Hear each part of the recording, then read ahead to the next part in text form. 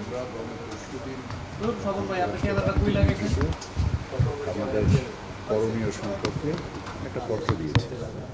আমরা আশা করছি এটা জবাবের অপেক্ষায় আছি এবং আমরা আমন্ত্রণের অপেক্ষায় আছি। সো জবাব এবং আমন্ত্রণ পেলে আমরা ইনশাল্লাহ অ্যাজ এ গ্রুপ আমাদের যে নেগোসিয়েশন টিম আছে আমরা সকলে একত্র মিলে যাবো ইনশাল্লাহ।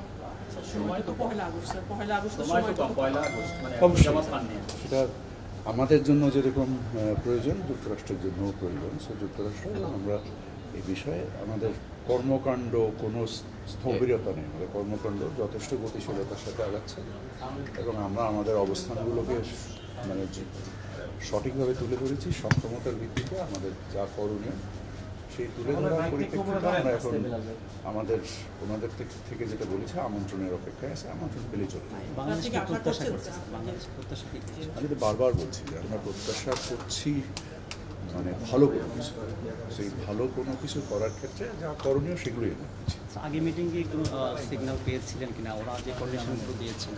ওনারা আমাদের কাছে মনে হয়েছে যে আমাদের জন্য ভালো কিছু হয়তো ইনশাআল্লাহ। স্যার, ব্যবসায়ীদের পক্ষ থেকে লবিস্ট নিয়োগ করার একটা বিষয়, এটা কি আসলে হচ্ছে? ব্যবসায়ীদের এখতিয়ার সরকারের পক্ষ থেকে কি এটা? না, সরকার কোনো লবিস্ট নিয়োগ করেনি। সরকার নিজস্বভাবে, কারণ এই জিনিসটা আপনাদেরকে একটা জিনিস বুঝতে হবে যে যুক্তরাষ্ট্র তাদের ন্যাশনাল ইমার্জেন্সি মানে ইনভোক করেছে বা ন্যাশনাল ইমার্জেন্সির বিনিময়ে কাজটা করছে। এখানে যে মানে কাঠামোর উপরে ঘটনাটা ঘটছে, এই কাঠামোতে লবিস্টদের করার কোনো কিছু আছে কিনা আমি ঠিক জানি না, কারণ আমাদের বিভিন্ন বিষয়ে পরিবর্তন আনতে হবে। এই পরিবর্তনগুলো বাংলাদেশ ছাড়া অন্য কেউ বুঝতে পারবে না।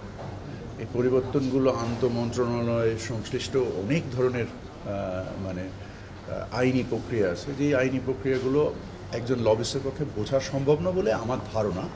এবং আমরা আন্তঃমন্ত্রণালয় সরকারের প্রায় সকল মন্ত্রণালয় একসাথে কাজ করেছে, গত 15 দিন দিন রাত কাজ হয়েছে হয়ে আমরা আমাদের অবস্থান তুলে ধরেছি। আশা করছি ওনাদের আমন্ত্রণ পেলে আমরা চলব। একটা বিষয় স্যার, সামাজিক যোগাযোগ মাধ্যম বা বিভিন্ন জায়গায় ছড়াচ্ছে যে বাংলাদেশের স্বার্থ ক্ষুণ্ণ করে এই ধরনের একটা চুক্তি বা আমেরিকাকে সুবিধা দেওয়ার একটা সুযোগ তৈরি করে দেওয়া হয়েছে, এই বিষয়ে স্যার আপনার বক্তব্য?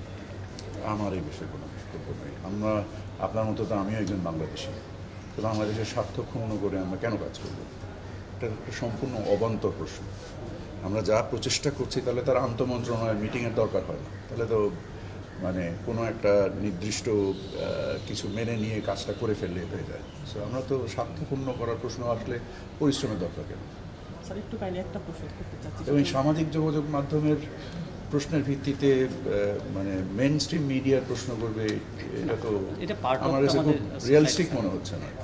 স্যার, একটু কাইন্ডলি যেটা আজকে তো 24 তারিখ, আপনি চিঠিও দিয়েছেন তাদেরকে, 1 তারিখ আর আছে 5-6-7 দিন।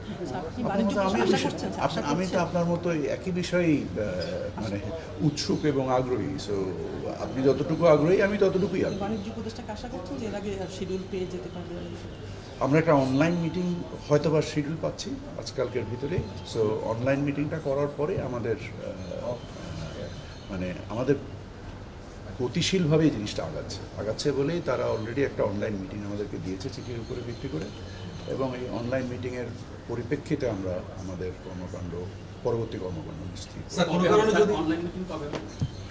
সম্ভবত কালকে। স্যার, কোনো কারণে যদি 1 তারিখের শিডিউলটা এর আগে শিডিউল না পাওয়া যায়, পরবর্তী 1 তারিখের পরে আলোচনা হবে, পরবর্তীতে আলোচনা করা যায় অবশ্যই, ইনশাআল্লাহ। Thank you.